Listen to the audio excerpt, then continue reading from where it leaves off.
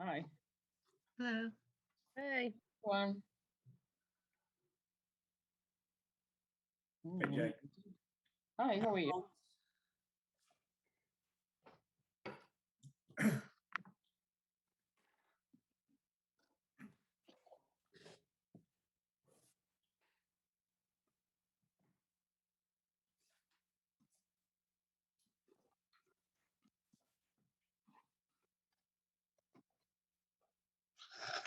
We got a quorum, just we'll wait for Yeah. a few anyway.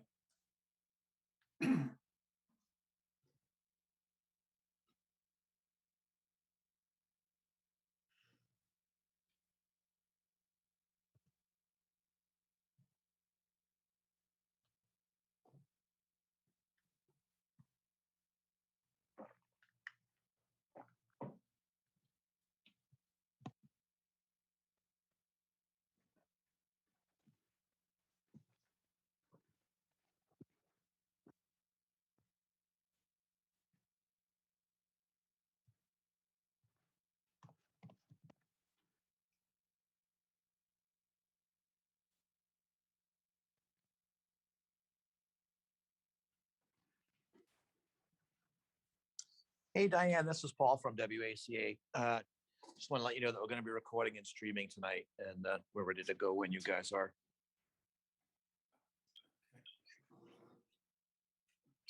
Thank you.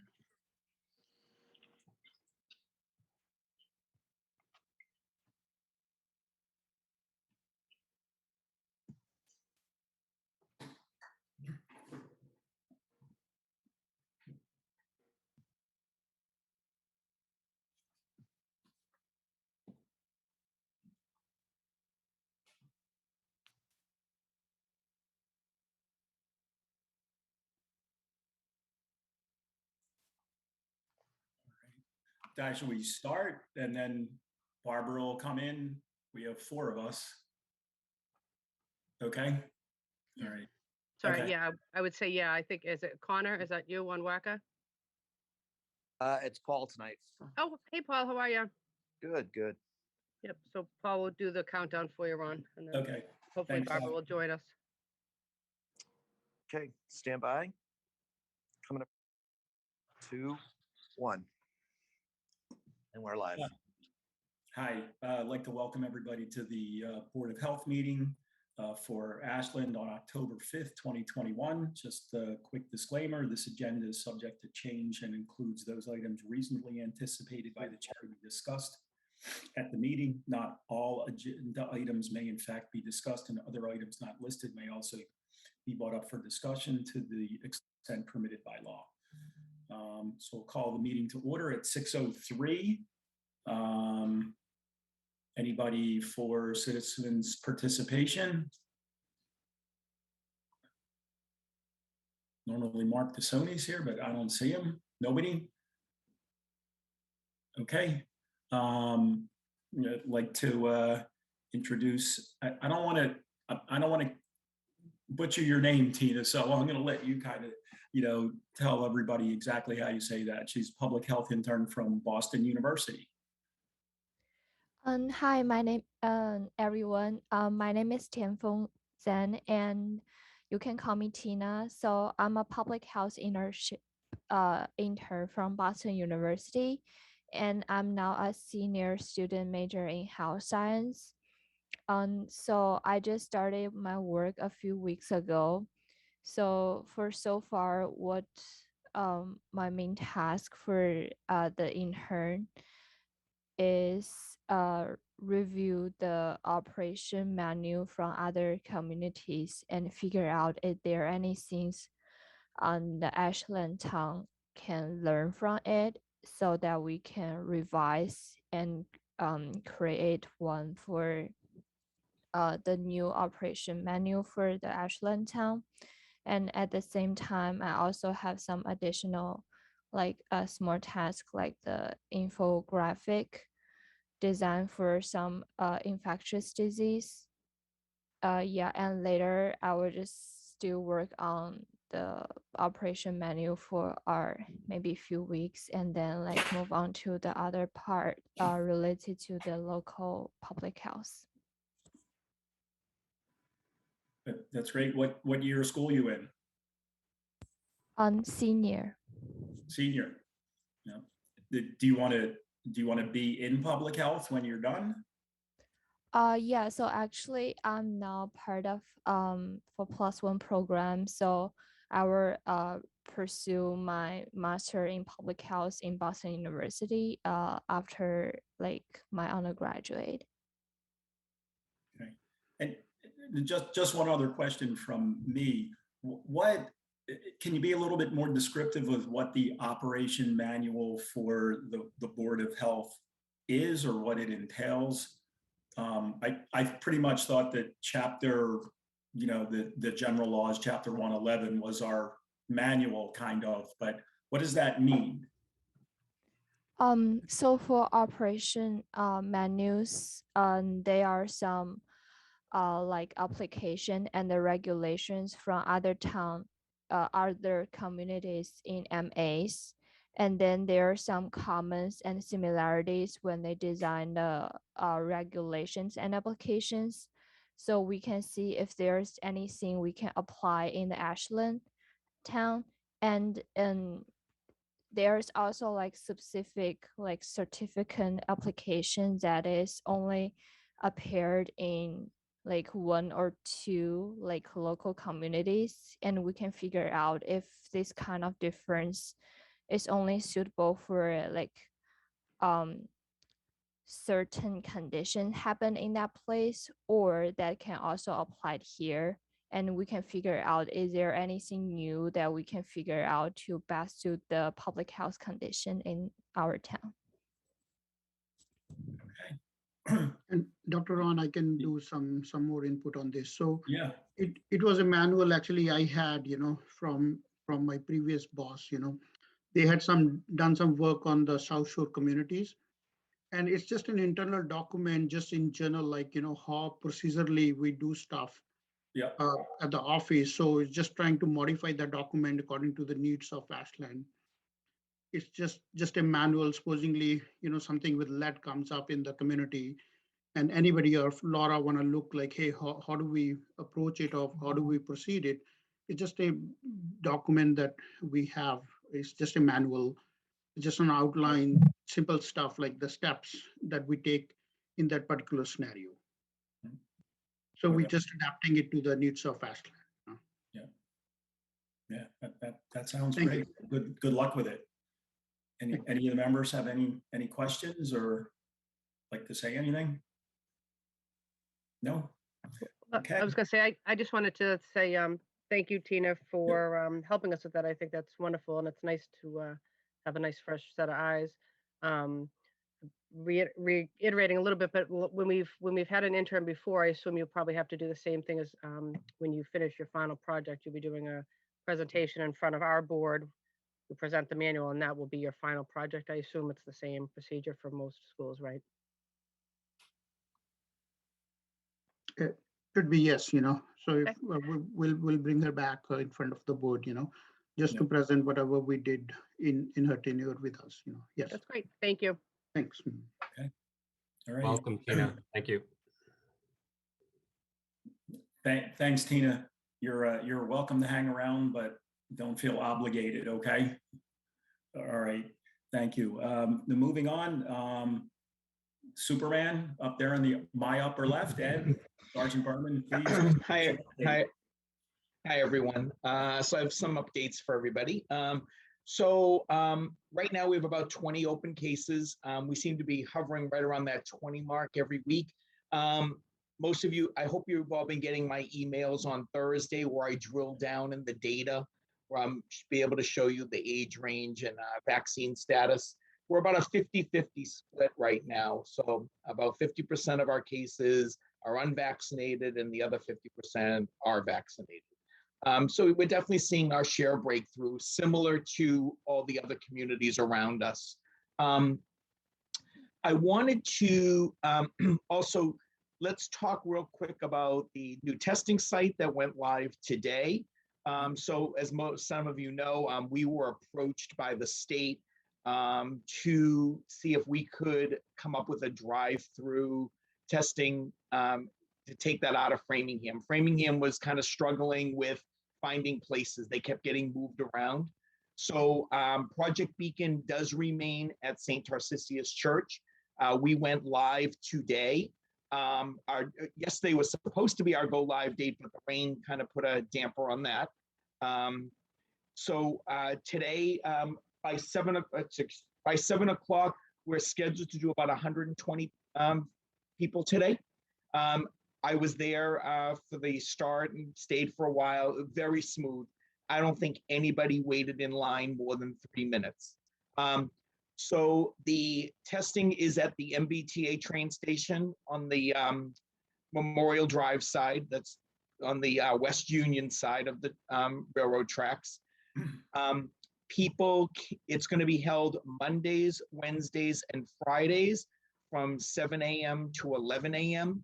and Tuesdays, Thursdays, and Saturdays from 2 p.m. to 7 p.m. If the demand stays high, we'll be able to keep this going for a while. The state's going to be looking at our numbers. If anybody wants to get tested, it is free testing. There's no fee. Anybody that wants to, they can register for an appointment online at mass.gov. And when you get to the state's website, you just type "stop the spread" and you'll be able to, there's another link there where you can register for an appointment with Transformative Healthcare. Also, you can go to our website, ashlandmass.com, and we have a link for you to register. The reason that you register is that we can keep track of how many people, but then that's how you actually get your results. You will get them by email, in most cases within 24 hours. They seem to really be holding to that. They really think they can do the turnaround in about 24 hours. Couple of things. So when, again, very smooth today. There's still a couple moving parts that have to get done this week. They've got a trailer that's going to be delivered on Friday, a place where we can store some of the equipment instead of it being shipped back and forth. I do want to give kudos to a couple of people, Transformative Healthcare for stepping in, to be able to get this up and running so quickly. I really want to thank the MBTA and Graco. Graco's like their management company of their parking lots for helping us and me get the paperwork through so quickly. These usually take 3 to 6 months to get all the proper signatures, and we were able to do it in 7 days. The other nice feature about where we're having it is accessible by the train and by the Metro West Regional Transit Authority bus, the Route 5 bus. What's really nice, if anybody from Framingham wants to come for this testing here, they can take the train from downtown Framingham. It leaves downtown Framingham at like 30 minutes after the hour, gets to Ashland in 10 minutes. And then there's another train on the return in 45 minutes. So they won't even be there long. By the time they get their test, they can head back to Framingham. Does anybody have any questions on that? Or? What's the capacity? Not that you're going to hit that. No. So right now our capacity is 42 an hour we can handle. We can go up if we need to. We can get up to about 60 an hour, but right now we're scheduling 42 an hour. That's great. Yeah. Really smooth today, went really well. Tomorrow I'll be there early in the morning. Tomorrow is the 7 to 11 day. If anyone wants to come down and take a look how we did it, how we set it up, plenty of room. And everyone that came through today were like, this is great. They don't even have to get out of their car. That's great. I just wanted to clarify the test and stay program at the schools. Some people had some questions on that. So I just wanted to clarify how that works. So we've done it twice now, once at our middle school and once at the Mendez school. So how test and stay works is this. If if children have an exposure in school, it has to be an in-school exposure. And I will tell you, our exposures were because parents sent sick children to school. Okay. How that works is we identify the children that are close contacts. The parents have to sign a consent online for test and stay. And then when they come in the morning, we do a Binex Now, which is an antigen test. It takes 15 minutes. If that test is clear, they go to class. They are tested for 7 days. In most cases, they're only going to be tested for 5 because a weekend will come into play. So far, so good. We have not had any positives from our test and stay. So it was great because we had a group of kids that did not have to miss any school. If the exposure is outside of school, then they would follow the regular quarantine process. So unvaccinated, they will quarantine and they will test on day 5. And if they're negative and have no symptoms, they can return to school on day 8. I always like to remind people too that the exposure date is considered day 0. Anybody that is vaccinated does not have to quarantine, but it is recommended that they also test on day 5. And now that we have the free testing, even easier for everybody. And obviously, if anybody develops any symptoms before that day 5, they should not come into our schools. They should not go to work. They should be tested right away. So that's kind of my quick update, unless anybody has any questions. I have a question, Ed, back to the testing, and you might have told me this, and I apologize, but if somebody's traveling, can they come and get tested there and get a letter? I think you need a letter to travel. Like, is that the type of testing? Yeah, they can use that for travel, okay. And they will get an email with their result that they can show wherever they travel to. Because it's a PCR test.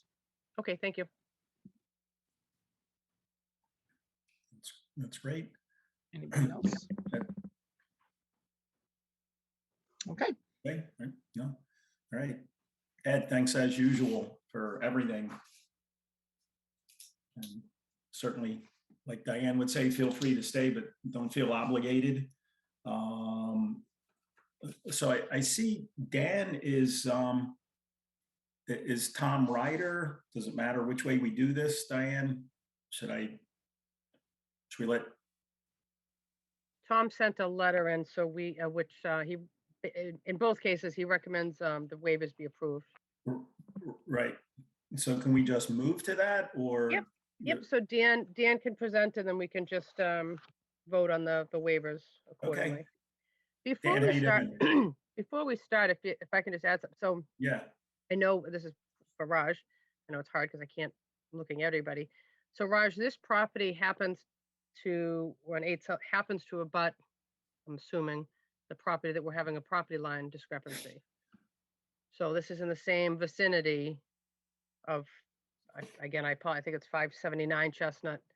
So I just want to use a little bit of caution as well. And it's not, I just want to make sure that we understand that this property is potentially involved with that property line, I believe. And just to, since I brought it up, there's just a discrepancy on a waiver that we approved previously. One of the neighbors is questioning the property line, and it might be directly, directly or indirectly, very close proximity. So I just want to make sure that this property doesn't get affected by that property line. Thanks for the heads up. I'm going to look into that. Thank you. Thanks, Doc. Yeah. Dan, how you doing? Good. I think this is actually, is it me first? I think this is Eric is on the schedule first. Okay. This is Eric Dickinson. Sorry, Eric. Are you doing the first one, Eric? I'm sorry. Yes. Yes, Okay. I am. Sorry, go ahead. Okay. Yeah. So the first one is actually, Eric, can I clarify something? So you did the 579 Chestnut, though, right? that's correct. Okay, so you're familiar with what I'm talking about. Okay. Yeah, we had a conversation about that today. Okay, awesome. Thank you. Okay. So can I share my screen with the other one? With 8 South? Sure.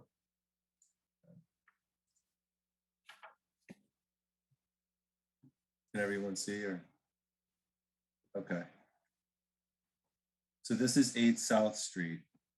It's not a direct abutter to the property you're talking about, but it's on the Holliston line. It's the last street, if you're coming down Chestnut, it's the last street on the right before you enter into Holliston. South Street actually leads down to the Ashland Reservoir boat launch, if you're familiar with that, and also the YMCA. It's an existing, this is a duplex home, 2-family. It has 2 bedrooms on one side and 2 bedrooms on the other. It's shared in the same house. It's got a cesspool in the back, which is in Holliston. As you can see, it's half the properties in Holliston and half is in Ashland. That cesspool is in failure. Given our familiarity with the soils in the area, we decided to test downhill, which is between the barn and South Street. The soils were as expected. We had a high groundwater. I think it was 38 inches down. We weren't able to run a perk, so we had to send the soil to a lab, and it came back as a 30-minute rate. One of the main reasons we tested down gradient was to avoid a pump, which we were able to do using the Elgin system. We were able to fit it in right there. But with that system, as you know, it does require a couple of variances. One being between the trenches, you can go 6 feet. The town of Ashland, in your regulations, would like 10 feet. If we had gone 10 feet, we would have needed a wall. It would have required a wall down by the road. And I'm not even certain it would have fit within the, and stayed between the property lines and the barn. I think I tried to go 10 feet and I wasn't able to make it work. Another variance we're requesting is to go 2 feet to groundwater versus 4 feet. That eliminates a pump and allows, there is a retaining wall on this side, but the system won't be as mounded. What else was there? 12 inches. There's a less than 12 inches between the pipe going into the tank and the pipe coming out of the septic tank due to high groundwater. As you can see, the existing pipe at the house now is, it's got the minimum amount of cover, so the pipe couldn't be raised to avoid that. It's got about 12 inches on it. You wouldn't want the pipe any higher than that because you could have the potential for freezing or damage. And that's about all. It will require a small retaining wall along the driveway side, a cobble boulder type retaining wall, 2.5 feet high. We're proposing erosion control, erosion blanket along any slopes to prevent anything from making its way into South Street.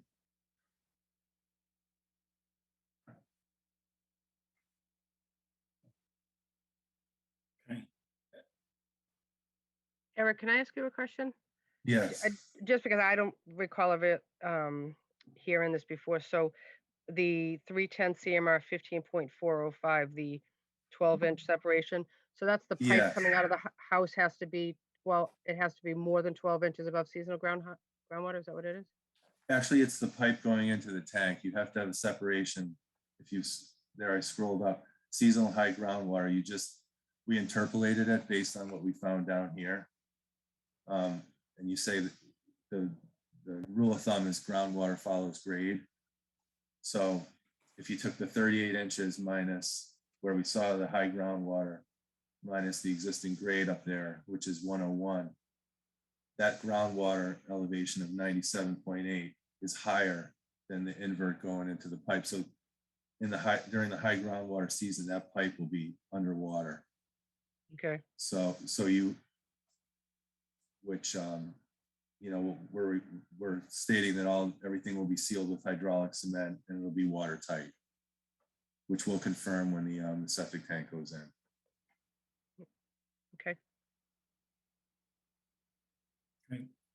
Anybody else? Jay, Thank Bernadette? you. Nope, No? no comment, nope. Okay. And Raj, you're good with everything? Yes, sir. We're good to go. Yes. Okay. Anybody like to make a motion?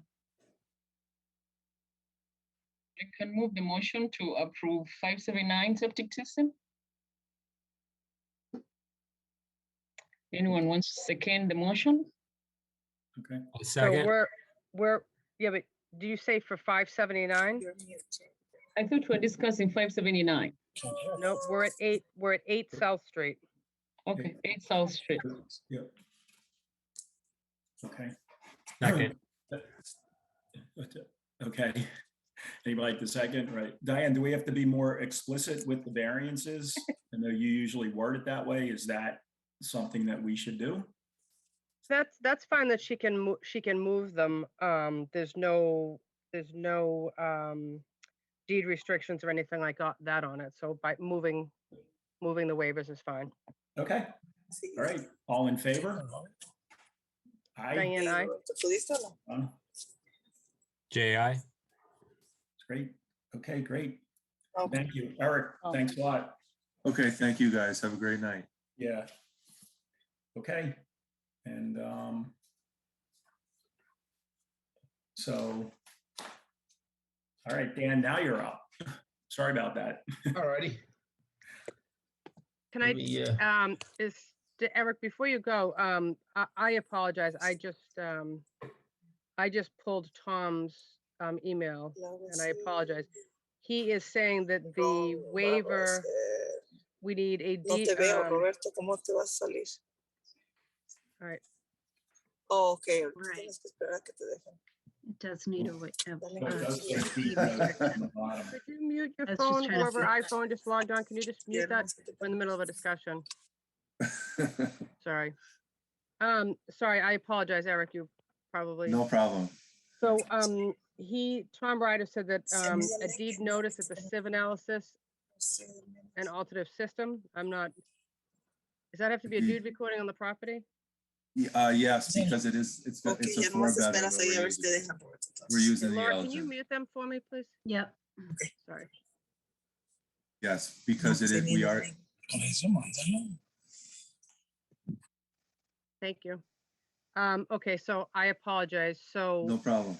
Yeah, Bernadette, if you want to do we just have to revote this because if you want to move it with the condition of a deed notice that the site utilize an alternative system, and if you want to say so moved, that would be appropriate.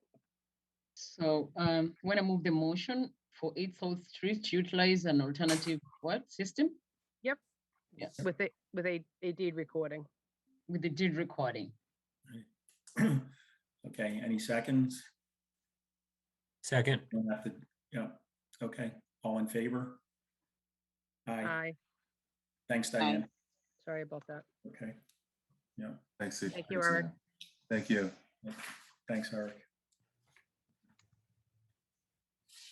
All right, Dan, third time. All righty.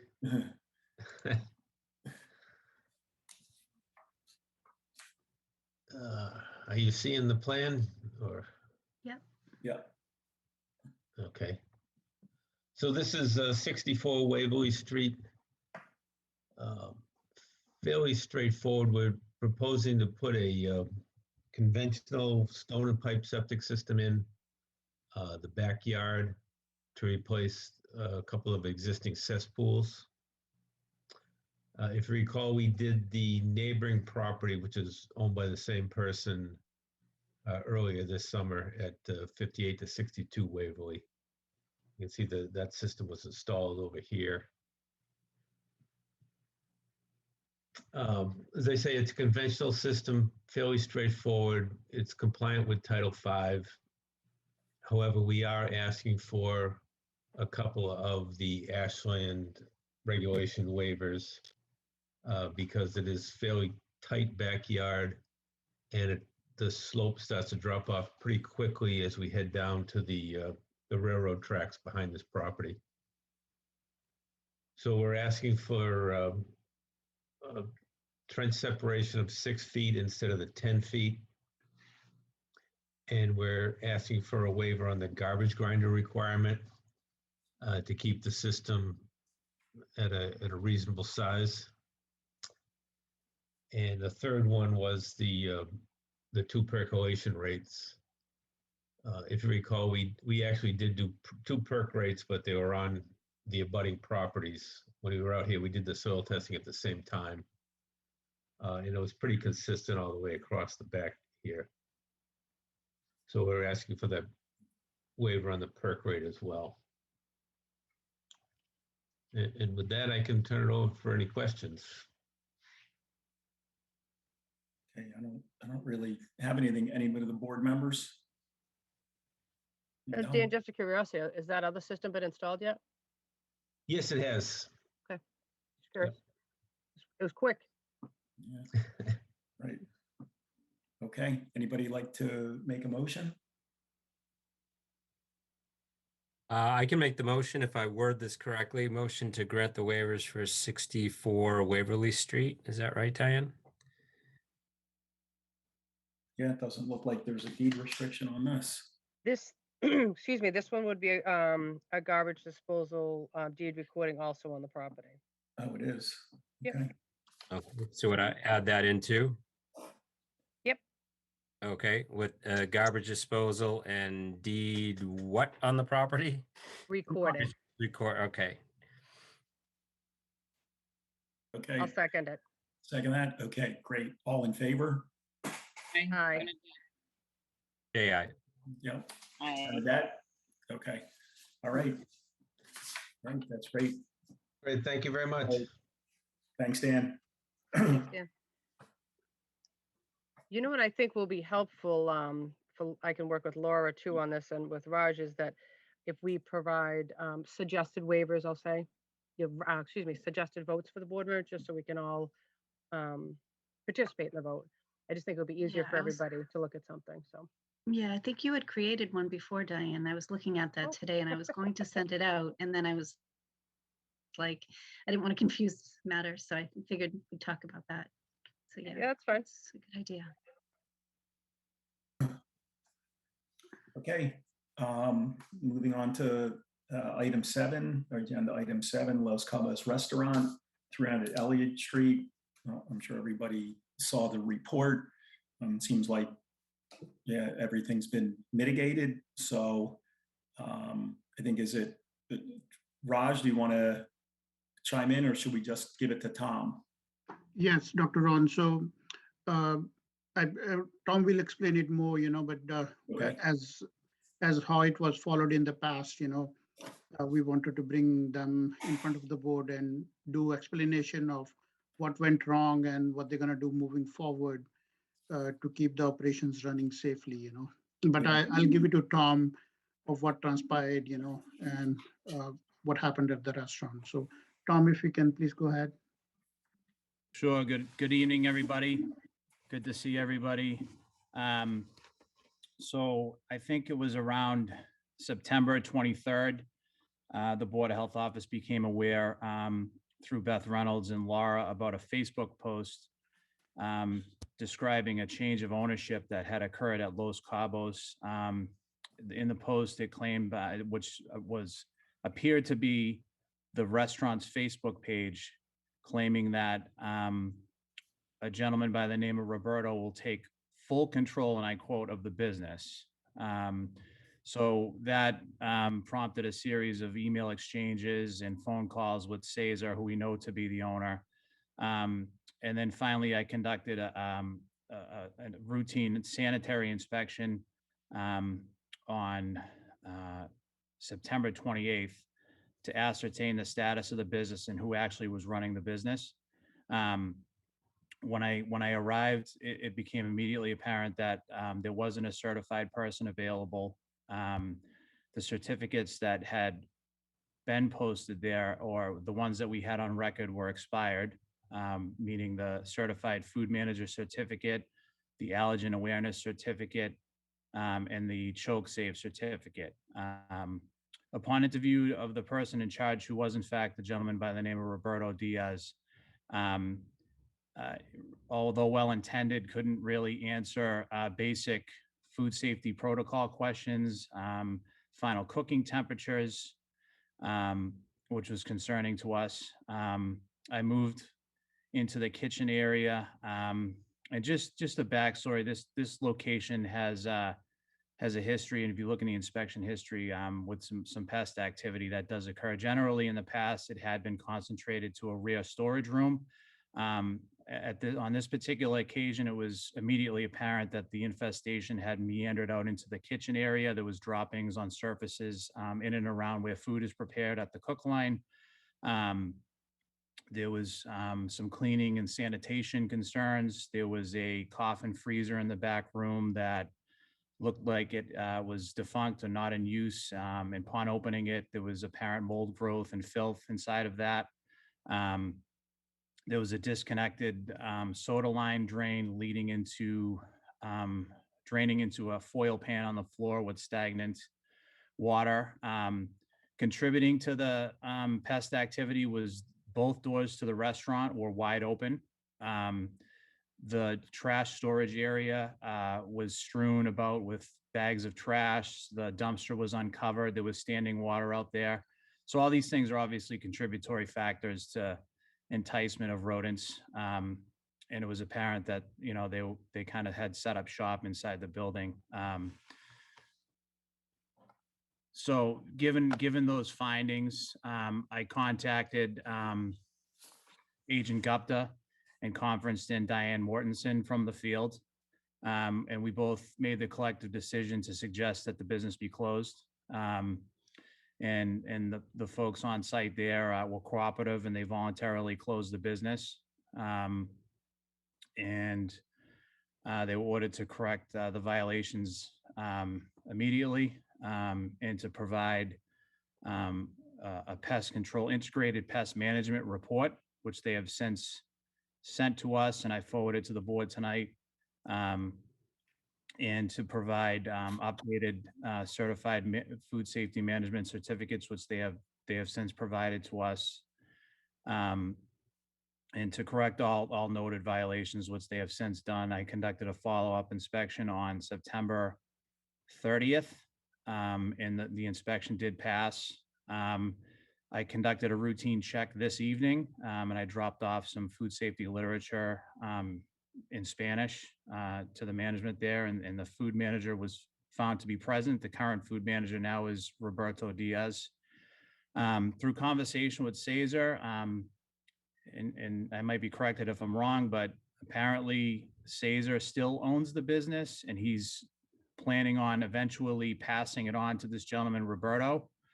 But as far as we're concerned now, despite what was, transpiring on social media, Cesar still does he has ownership of the business, but he's kind of relinquished control of the day-to-day management operations to Roberto. But, we're glad that we have some qualified folks there that are trained now, so we don't, run into any safety concerns when it comes to public health. I'll yield to Rajat or the board for any questions. Tom, just wondering, when was the last inspection prior to this recent one? I can look that up for you. No, Yeah. it was in April, sir. Was it in April? Okay. Mm. And what was in or out? I just can't remember what was in. I'm sure you gave us a nice report. What was in and out at that point? There were some violations that I saw it, I reviewed both the reports, but they was subsequently corrected, Yeah. on the reinspection that was conducted after a week, Okay. But yes, there was good amount of violations noted on that report as well, Okay. I'm just interested. If I can piggyback on that for a minute, is because my understanding is the food, I understand that they're passed and they're open now, but the report that we got, which caused the closure, there were repetitive violations from the April. So there were violations in April, and the same violations were on the same report when you went back, in addition to the pest issue. because they're repetitive. There's multiple repetitive. I highlighted it. Anybody can see my highlights. I highlighted them because they're very prominent that there are multiple violations, and this is not the first time that some of these violations have been addressed with them. That's And- correct. Yep. I have a question. So I have a, oh, Is there like a routine inspection for the restaurants, or how often are they inspected? Probably in a year. Is there like At- a routine? At least two times in a year, they are inspected at least, so. Okay. okay. I also had a question. So like when they get inspected and they find all these errors in the place, do they get fined? Like I know they close the place, but do they also get fined and then come to the board and reopen after all this? You want me to answer it, Tom, or you gonna go ahead? Sure. first? We do have the ability to issue tickets.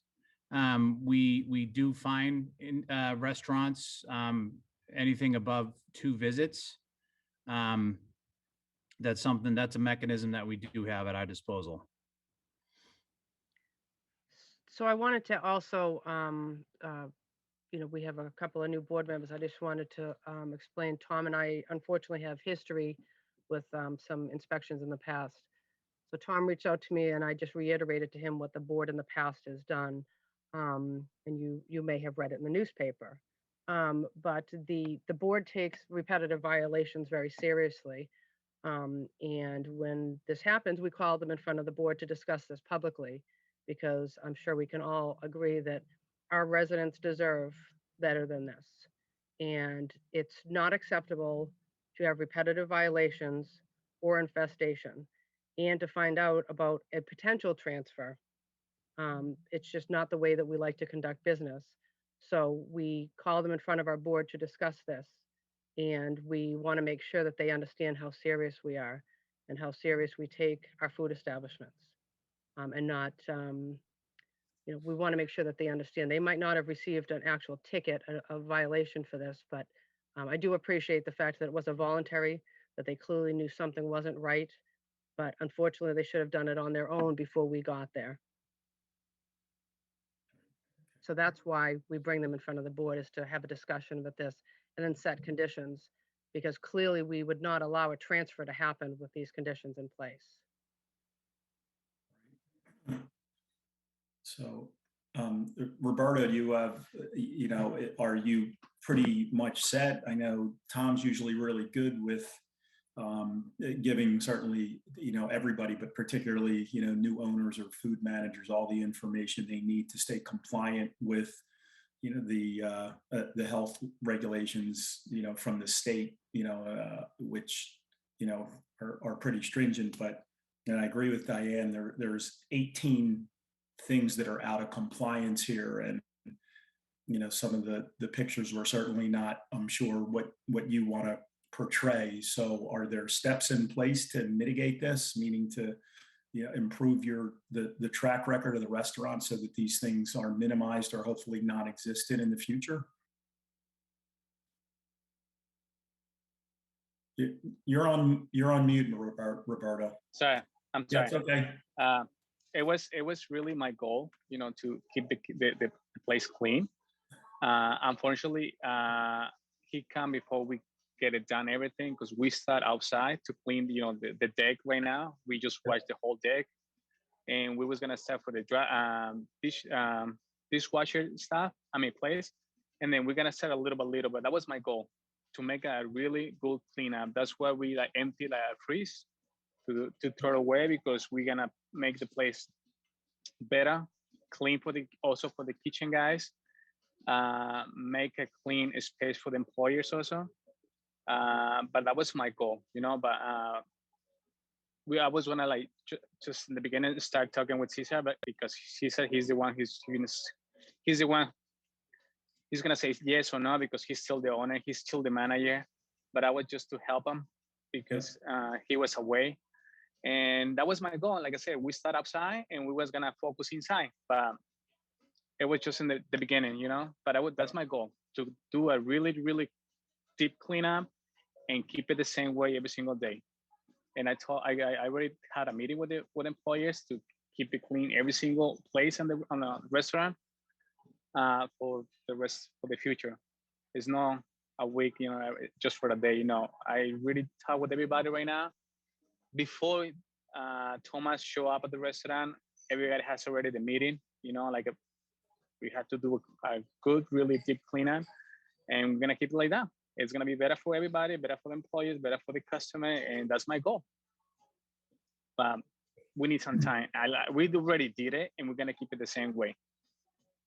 Okay, great. Well, hopefully that'll be the case, but thank you. Thank you. Tom, you're pretty good with everything. Is there another follow-up inspection planned for any time, or that can just happen randomly? Yeah, Roger and I have discussed that we're going to be conducting routine checks on the business to make sure that the certified person is there and available, and to make sure that the business is being run safely. And we've made it abundantly clear that when and if there is a change of ownership, that town hall should be the first folks to know, as Diane reiterated. And we should be informed of that so we can guide them through the proper process and permitting. Right. Okay. Great. And Dr. Ron, I just want to add, because of this situation, we're definitely going to have more inspections conducted at the place, given what transpired, so we do increase our frequency of routine inspections in these kind of circumstances, and this is valid for all and every restaurant in Ashland. Right. Okay. And Roberta, just so you know, the board and the town wants you here. We want to help you in any way that we can. So, if you have any problems or concerns, on your end, you can talk to Diane, you can talk to Raj, you can talk to Tom. They definitely want to help you. So if there's any issues, you have a lot of resources and people that want you to be here. That's for sure. Absolutely. I definitely give you a call when I need help. Yeah. If you Thank do. you. Okay. So Ron is clearly a much nicer gentleman at this point than I am. Maybe I've been in this board too long, and maybe I've been working for the department too long. But let me reiterate another thing. I want to talk to Caesar too to find out what's going on with the ownership publicly. I want him to disclose that. But also is, if you knew that you needed to clean your establishment, you should have closed your doors and done it. You shouldn't have operated a business with all these violations. You should have found that and closed it before we got there, because the violations that are on here are not acceptable. So I just want you to know that, yes, we want your business to stay here in our community, but we expect more from our businesses. This is not acceptable to open a door for a day and operate a business. I'm sorry. It's not acceptable to me. And I'd like to hear from Caesar to find out what is going on with his business. If you can be the manager, but he's still the owner. He is still responsible for this establishment to turn that key and open up every single day.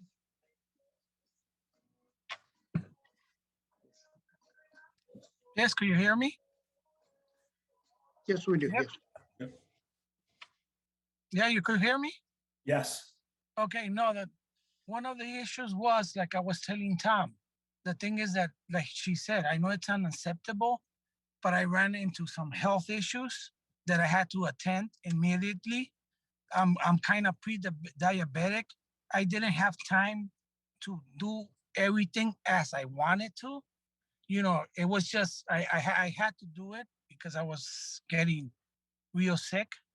So I know the process that it takes to change ownership, management. I just didn't have the time.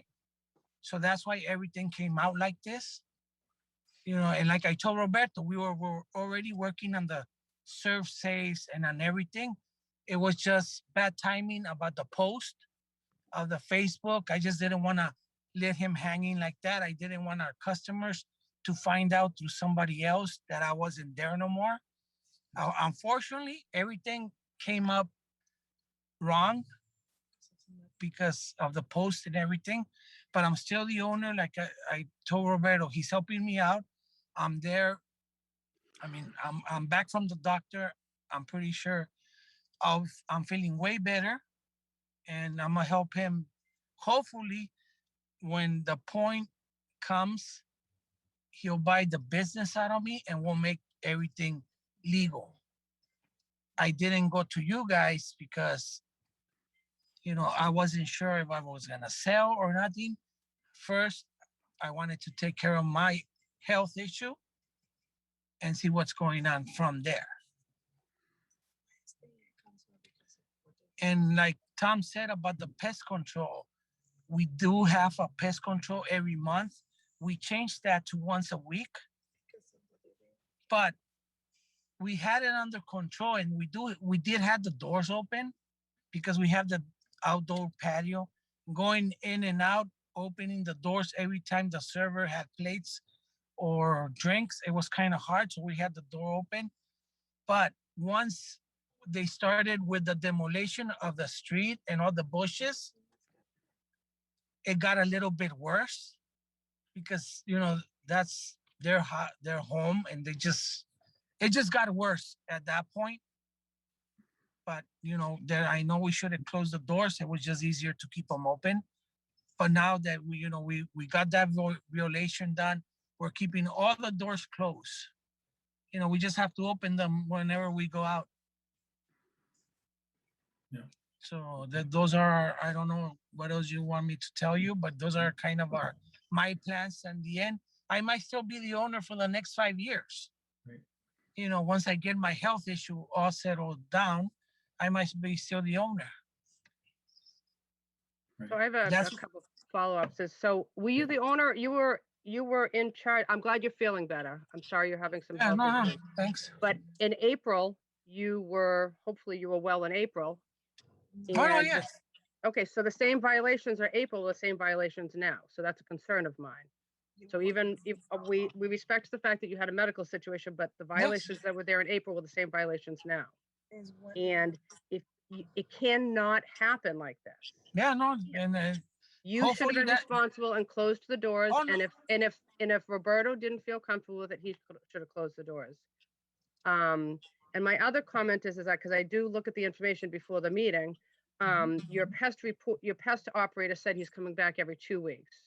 Oh, every 2 weeks? Okay, then I'll have to call him back because I told them every week. Like Tom suggested every week. I did told them every week. I'll just give him a call and make sure he comes every week. Okay, and if you could just have him just send an updated report so we have it for the file that he's coming every week. Yeah, I'll give him Tom's email, my email, Roberto's email, just in case he missed somebody.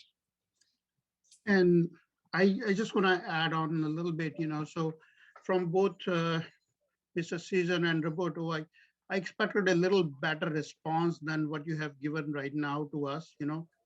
We've been kind of very lenient with you, given what we saw in the restaurant.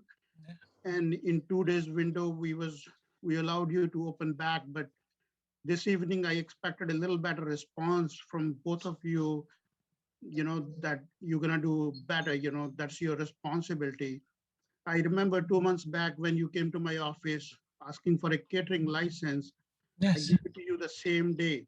This is usually not how we do business, but given the situation that you had a catering next day, I've given you the permit the same day. But I expect, from my restaurants, to do better, and your response. I mean, both of you guys, I didn't appreciate the response that you have given to the board on this. You have to take full responsibility of what happened or what transpired at your restaurant. These many violations with mice droppings on the cook surface, we are not going to accept it. And again, this is very serious stuff. It's just not. And as a restaurant owner, you should know that you cannot keep the doors open, because you're setting up an open buffet for the mice or the rodents, and how are you going to control them, No, yeah, we already learned the bad way, but like I told you, we are responsible for everything that happens behind those doors. Right. I know you were expecting another response better, but that's our way to express that, we're trying the best, we're not fully. What we do better is cook and everything. We don't do that kind. We're not that educated to talk because it's still, you know, hard to communicate, but we're really trying our best to do everything the right way. Thank you. Okay. Yeah. And I know I always have a lot to say, but I am very concerned about this business operating. Very concerned. Yes. There are many reasons, there are many, I'll call them excuses here, and basic operating procedures. If there's construction going on, you don't leave the doors open. There's dust. Yeah. There's all kinds of stuff. So these reasons that you're giving, I expected, even if you take what I'm saying to you and just listen and say nothing, it's probably more acceptable to me than you making excuses. The construction's going to be going on for quite a few years. Oh, yes. Okay, so, but those are basic practices of operating a business that's a food establishment. And I'm going to say it again, and it is my motto: Ashland residents or the community deserves better than that. Those are basic operating procedures. So you guys need to figure out really quickly how to operate the business and keep it open, because it can't continue. It can't, and it's not going to continue while I'm sitting here and my name is on your license. Okay. Okay. Anybody else? No? Okay. All right, gentlemen, Caesar, Roberto, thank you very much. And Thank you. hopefully you won't have to come in front of us again, and Tom will keep us informed, as will Raj, and I'm sure Diane will keep us informed as well. So, all right, thanks. Do your best. Right. Thank you. Thank you. All right. So moving on to agenda item 8. Diane, I printed out and read all of our regulations. Is there anything else you want to say about this, or can we take a vote on it?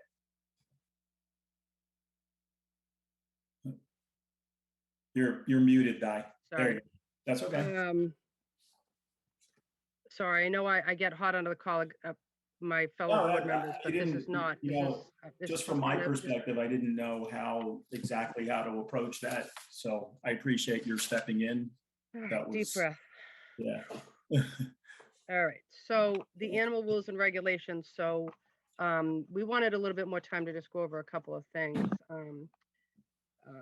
I don't know if anybody has it in front of them, but I will let you know. Yeah. We discussed, is it still highlighted, Laura? I don't think. Right. I got the whole thing. Sorry, I apologize. I'm just looking. Okay. It's on page 7, but under the general requirements, what we've gone over a couple of times and tweaked, and I know KG, I think KG's on. KG mentioned as well. Under the section of general requirements, basically the setbacks for the animal dwellings. We kind of struggled a little bit with the distance from property line and the distance to an abutter. I know it was mentioned about the distance to a property line and again, the distance to a dwelling of an abutter. What was one of the concerns is that if, somebody puts up, let's just say a chicken coop, and they're within their, they meet these regulations, and then the next door neighbor puts an addition on their house and it becomes closer. Now it throws them out of compliance. I was just a little bit nervous, or we were collectively a little bit nervous just about if the abutter made alterations to their property and then threw them out of compliance. So with that said, we were thinking that if we did no less than 10 feet from the property line, which is a zoning requirement, you're required to have a structure, home, garage, or anything, a shed, 10 feet from the property line. And then possibly, if the board wanted to, is get rid of the distance to a dwelling of an abutter. Again, we're afraid the abutter might throw their property out of compliance, and it's not, obviously it's not their fault. So that's what we wanted to discuss, and just make sure everybody was on the same page with that. To move it forward, to have that public discussion. Does anybody have any questions? I like that idea, Diane, because yeah, I mean, you can't foresee that happening or not, but if the rules are that if they're 10 feet away on their property from the property line, then they're good. Then even if the other house is only 20 feet away from there, that still should be good for those people. Right, if you're 10 feet off your property and they're 10 feet, you're gonna meet, you're gonna be 20 feet, and this originally was asking for 25, so Right, I think if we left it, which would be, mimic what the zoning, and then get rid of the section about a distance from the dwelling of the abutter. right. I And like obviously, that. if there's a concern, we'll have to address it, and, and as the board knows, I mean, obviously, if we feel that the regulations along the way need a little tweaking or something, we'll just bring it back to the board, or offer waivers, but I think it's, fairly straightforward. Right. Is everybody good with that, to leave it as the 10 feet? Sounds good to me. Yeah, Okay, I'm awesome. good with that. All right, so I believe, so what our plan was going to be is, what we'll do is, we can, take a motion to move the draft regulations to a public discussion. Does somebody want to second that? Second that. Okay. Okay, great. All in favor? Aye. Hi, Bernadette. Diane. Aye. Okay. Hi, Barbara, I Yes. didn't see there, hi. And then, so I guess should we do the next meeting? I guess that would be the next meeting, we can put it on for maybe just a 15-minute discussion, and again, just publicly discuss it again. And then we can let people know that we're having the discussion. And again, we might get some good constructive feedback from people, so we can have that public discussion. Usually what happens is we tell people they can submit them to us electronically or, obviously via Zoom. And we'll take comments, and even after the meeting, we can take comments, electronically or by phone.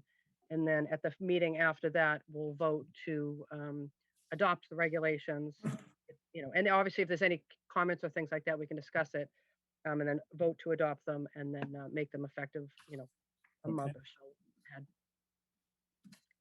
So thank you. I know it's been a lot. I know we keep talking about it, but it's constructive to look at it and have many sets of eyes to look at it so we can get it right. And, I know it took a lot of time for you to do this, so thank you for the time and the effort, because I think we needed to be updated, and I think it feels right, that's for sure.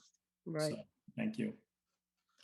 So, was that it as far as anything else for this? Okay.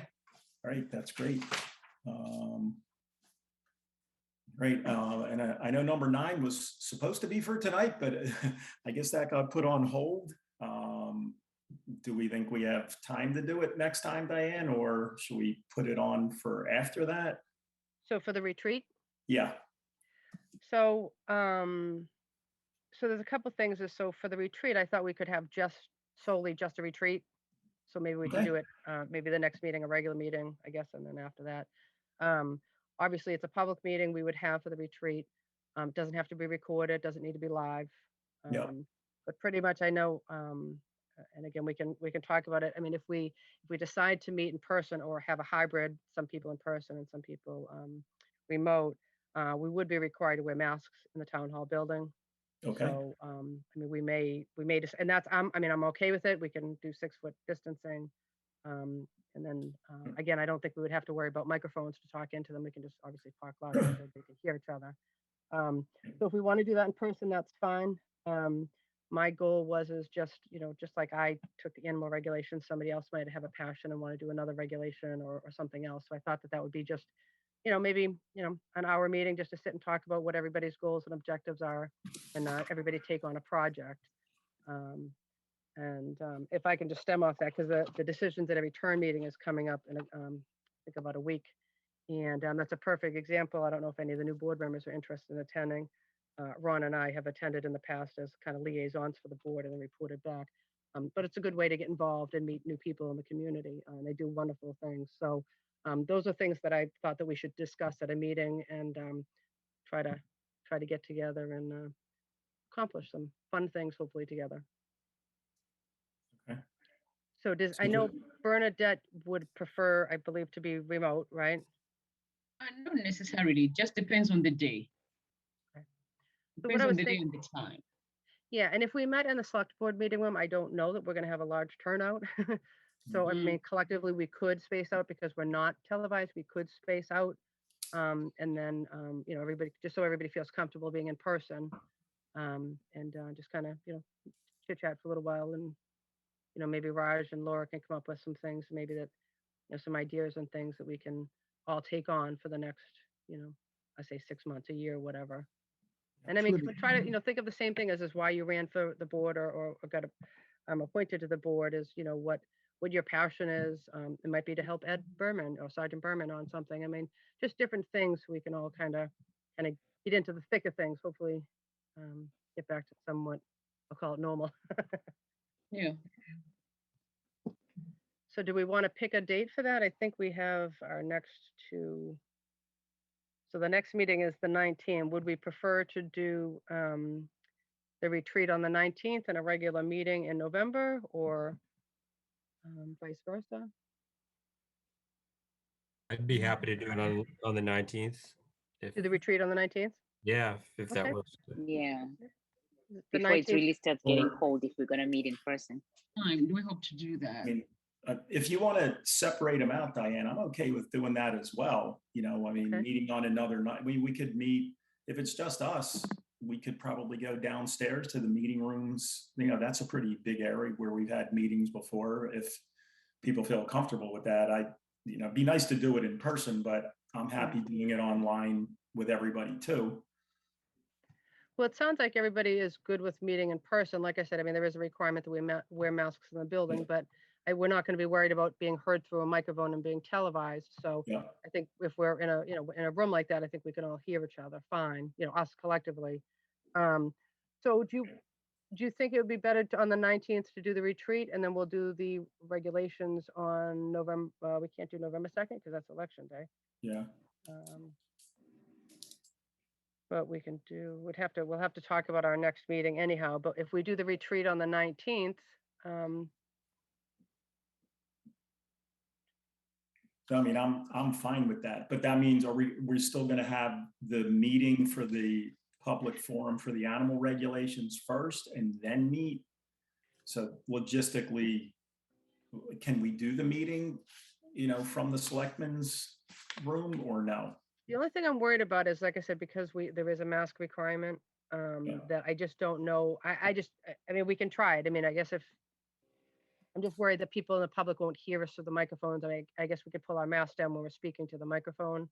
We could try that on the 19th, or we could just separate them out. It's really up how everybody wants to do it. I mean, the regulations aren't, we don't have, it's not pertinent that we have them in 2 weeks on a public meeting. We could have it at the next regular meeting if we have the retreat on the 19th.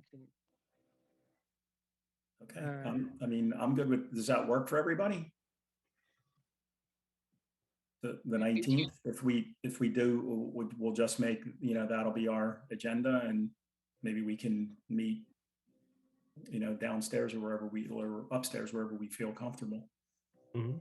Yeah, sure. What time? Is that okay with you, Laura? You're good? Yeah, I think that sounds good.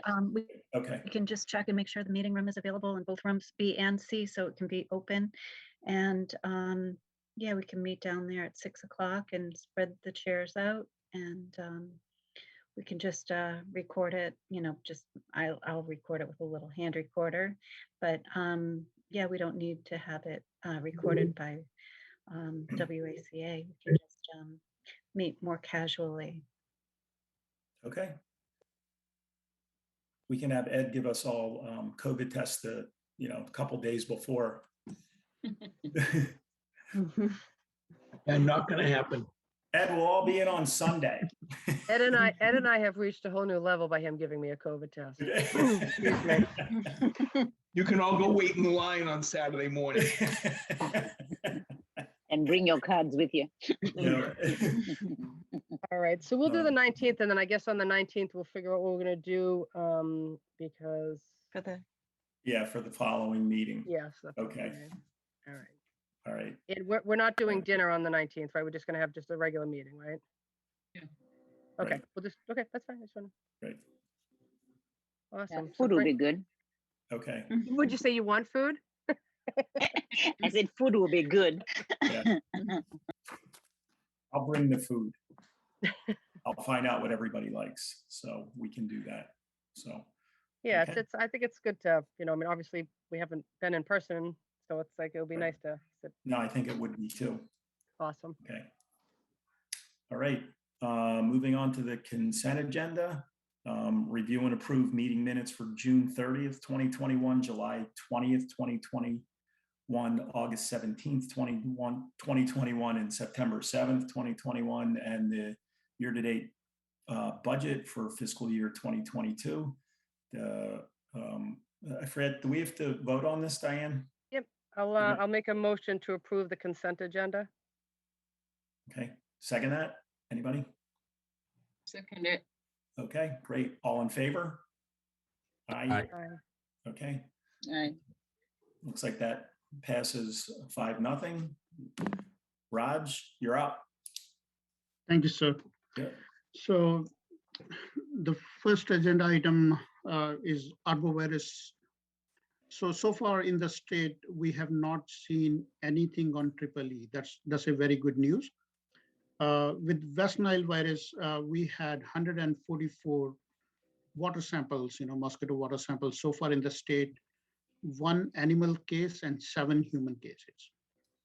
And good news is we have no case around our Ashland, so it's all more towards Boston side, so, but nothing around us. So that's on Arbor Virus.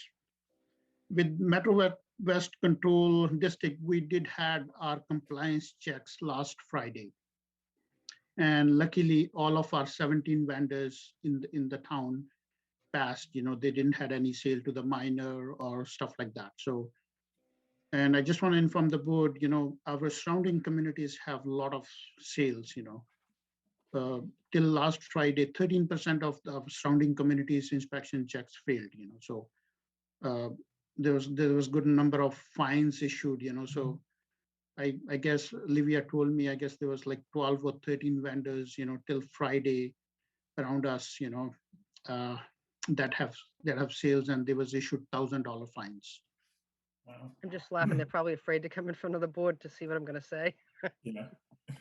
No, I guess, the thing we had in last year, June, July, we had that 6 violations. I guess that helped a lot, that, they know the deal now, or about the fines too, What interesting fact Olivia told me in state that they've been vendors that have already got $5,000 fine that they have violated 3 times already, so interesting stuff.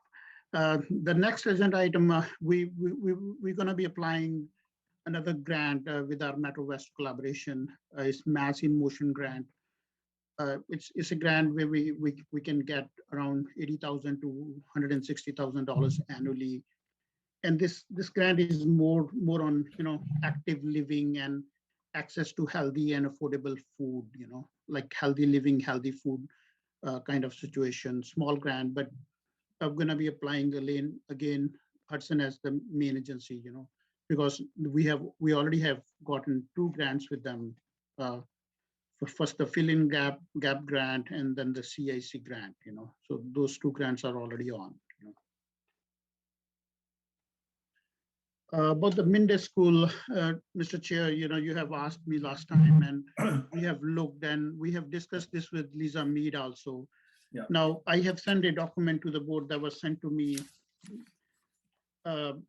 It came from Lisa, I guess, so the board don't have a state jurisdiction over burial grounds, and this document states in case, that there was digging and accidentally find human remains or bones, what to do in that scenario. But from the last meeting that you have asked me, we have done some work on check with our legal counsel, the board don't have a jurisdiction on burial ground state, Right. No, that's great. I read the pamphlet that you sent about what to do when it's disturbed or uncovered, and that's good information. Right, and I don't want to take credit. It came from Diane. I guess Lisa Mead. Thank you, They Diane. had a conversation downstairs, but it came to me from her actually. So. Okay. And I want to update board on 579 Chestnut Street. So this has been going on. The property had a failed system for quite some time now. It's close to 7 years, that this property had a failed system, multiple reasons, but on July 20th, the board have given them the variance, and we was waiting. Laura made a couple of efforts to reach out to the owner, and there was no effort from their side. And a couple of weeks back, I had to make the tough call to the owner saying, hey, that we have to take some concrete stuff on this, that you want to get this going. We didn't have a very pleasant conversation, but then luckily after that they started moving. But now, as Diane was mentioning earlier, they had some conflict with the neighbors on where the property line is.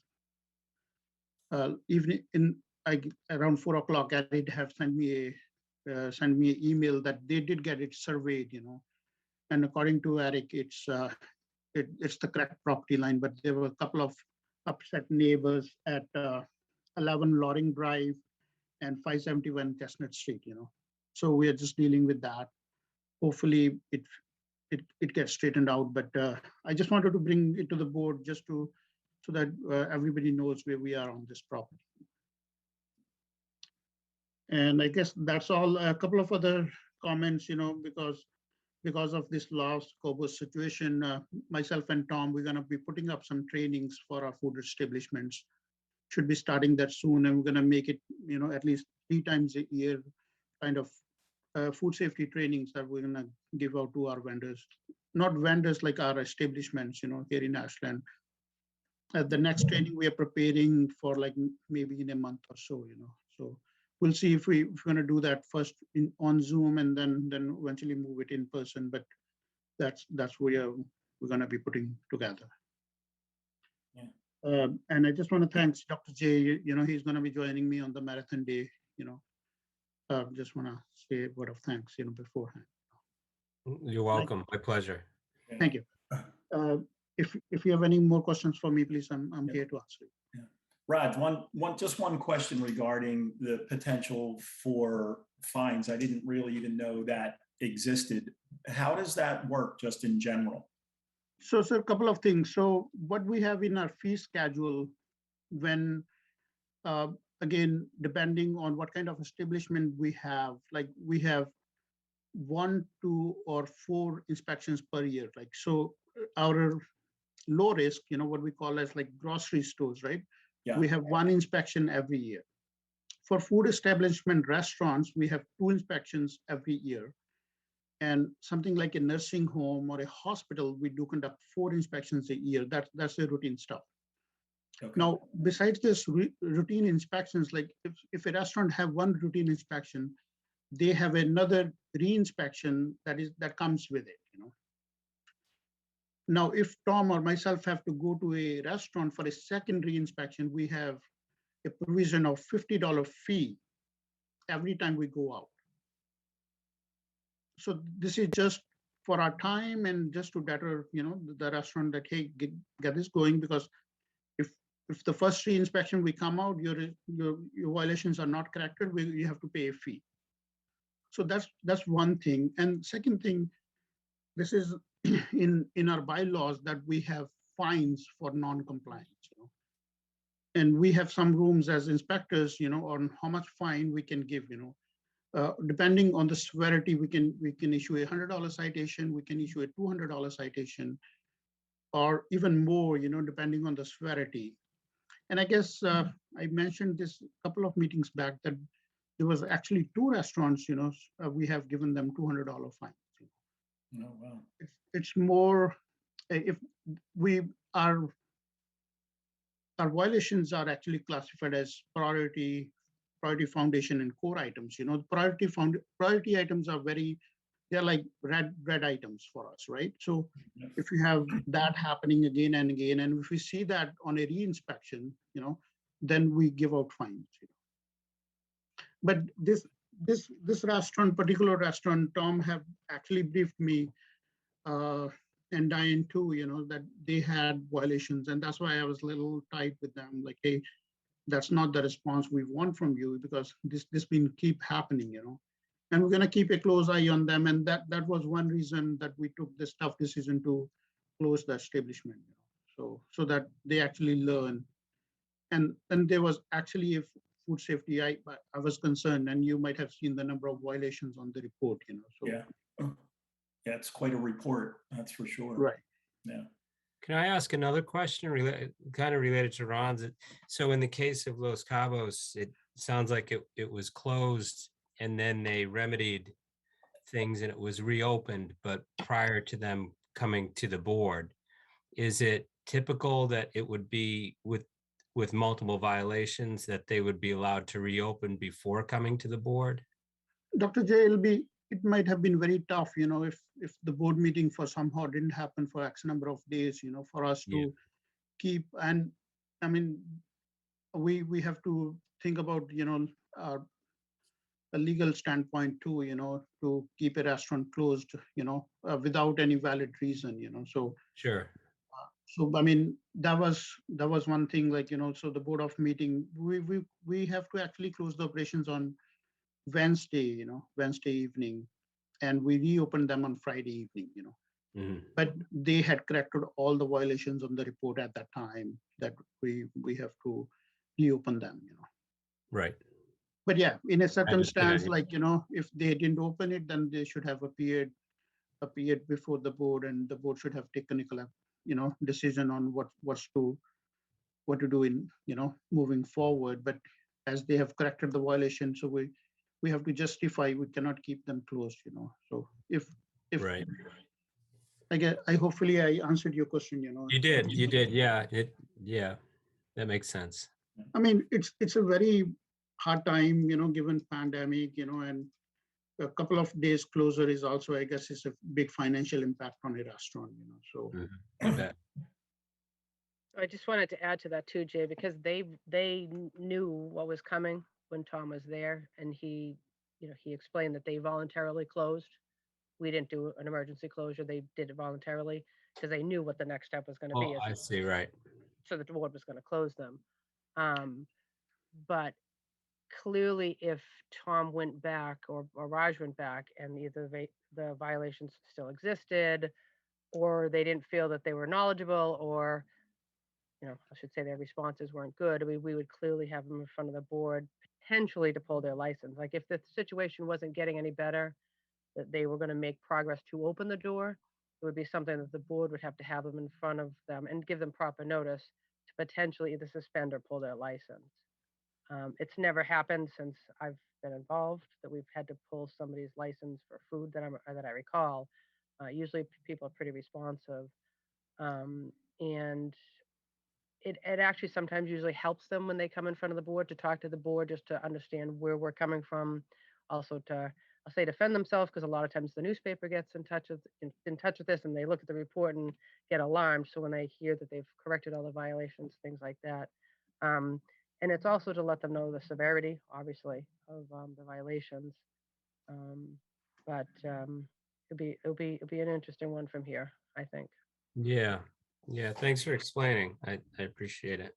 And yeah, no problem. And again, Tom, I mean, Tom had called me. Unfortunately, we have a little bit of history from this in the past, and just wanted to make sure, that the board's feeling would be the same way. And I said, well, the board's not going to question your authority that you think that it's unsanitary. And clearly you can see by the report that he made the right decision. So he just wanted to just get, so to speak, the pulse of the board to make sure he wasn't going to do something that the board would be upset. So again, I just reiterated that, obviously it's for public health. This is clearly a health issue. So, and I do, I do get, my blood pressure rises when we have situations like this, because this could potentially affect a lot of people in our community and the surrounding communities. So hopefully they took it more seriously than it appeared.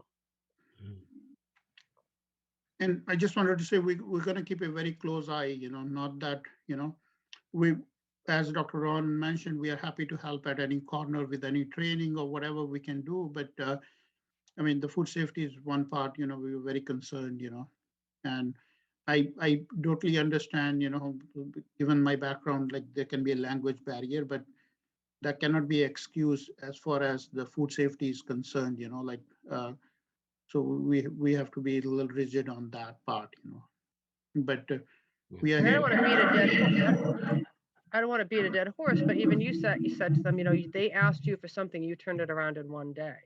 You're Correct, only looking for the same, this is an establishment that's open for some time. I mean, for them to be open however many years and all of a sudden say there's a language barrier, I mean, that's not a good reason.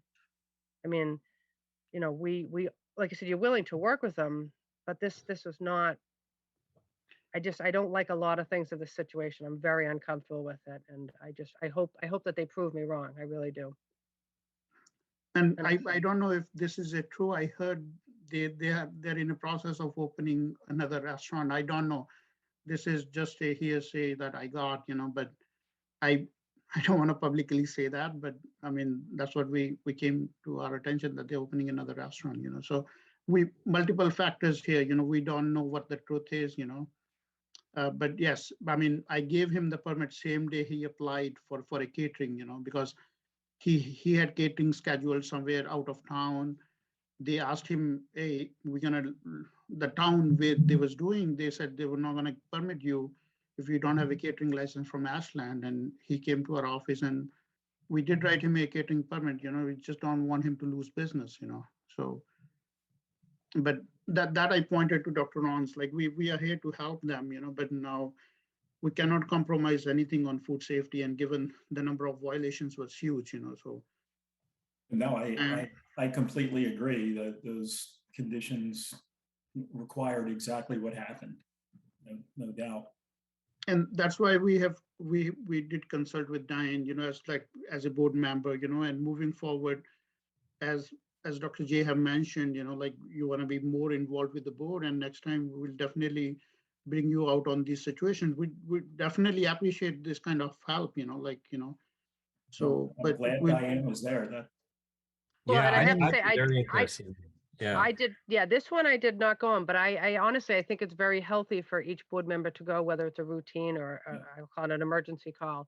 I think it's very healthy because I think that some of these things, and again, I did not physically go to this establishment, but I have in the past, and it's eye-opening. It's really eye-opening. And I think, our food inspector, as well as our other staff members, knowing that they have our full support, of the 5 of us, allows them to do their job and know that when they close an establishment, they know they have their full support.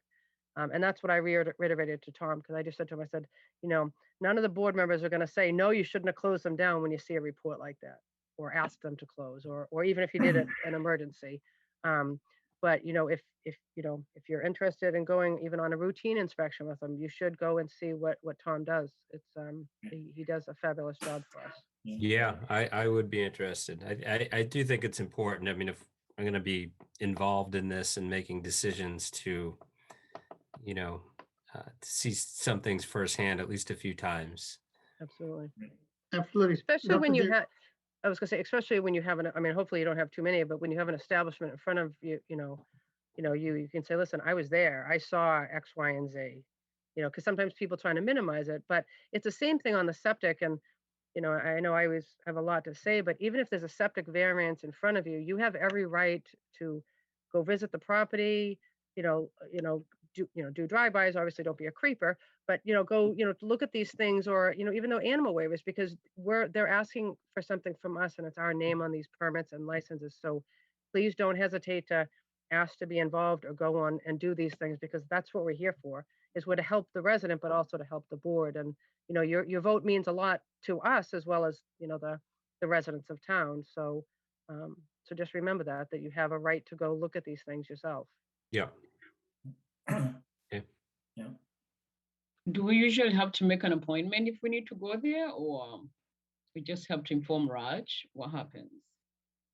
So I will say yes, so when we do inspections, before we enter any establishment, we need to have a reason, it can be a routine inspection, so, but we definitely need to have a reason for wherever we visit, we need to show them a purpose of our visit, So yes, but I'll be glad to organize those. But if Tom is doing an inspection, a regular couple of routine inspections on a Wednesday, and you want to just tag along to go, to see what he does, or go see, in a kitchen, not specific to a certain, just to see what he does. I mean, Tom would be fine with that. But even the Absolutely. same thing with Raj, if you want to, if you want to go, see what soil testing looks like, go out in the field a little bit to see. I mean, that's kind of how I get into the trenches here, is I just kind of learned it. You just, and that's what I was saying. Even the same thing with our retreat is, those things you might have a passion for. You'd be like, you know what, I want to go see what a real septic tank looks like. Maybe you don't, but I mean, you might want to go out to South Street and be like, oh, I want to see it going in the ground. I mean, those are things that you can do. So you kind of get the grasp of what does that inlet mean? What does that tank mean? Those things. When we're all looking at this plan, it looks like Exactly. English. Yeah, exactly. Yeah. Here's my little salt box. Yeah. All right, I'm muting. Yeah, I got a little shot to see the construction of the septic system on High Street because I drove by it every day. It was a very interesting thing. I saw it, from digging it to, putting gravel in there, putting the tanks in and covering it up and seeing the inlet, seeing the outlet. It was interesting to see that. So that's even looking at that project to have the 579 for 7 years is that's incredible to me. 7 years that was out of compliance. Yes, sir. Just close to 7. It's not 7 yet, but yeah, it happened. The owner is a little difficult to deal with.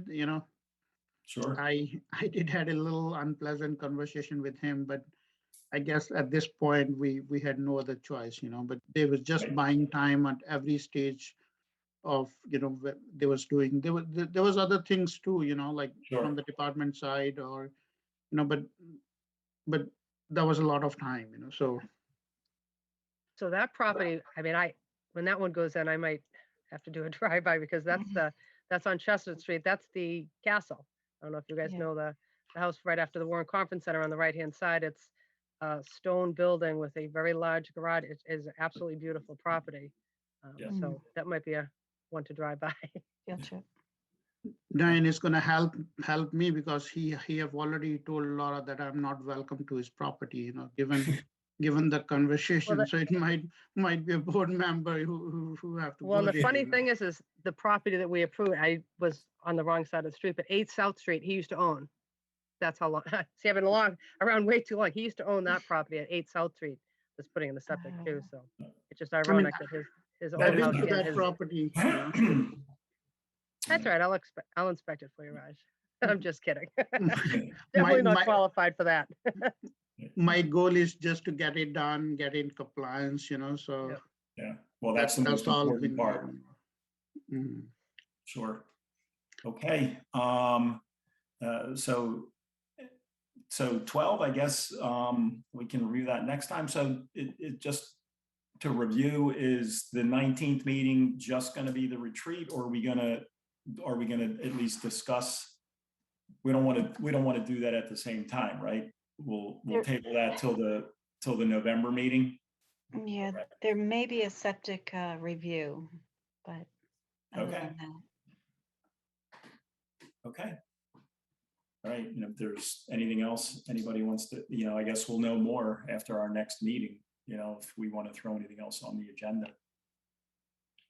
So, all right.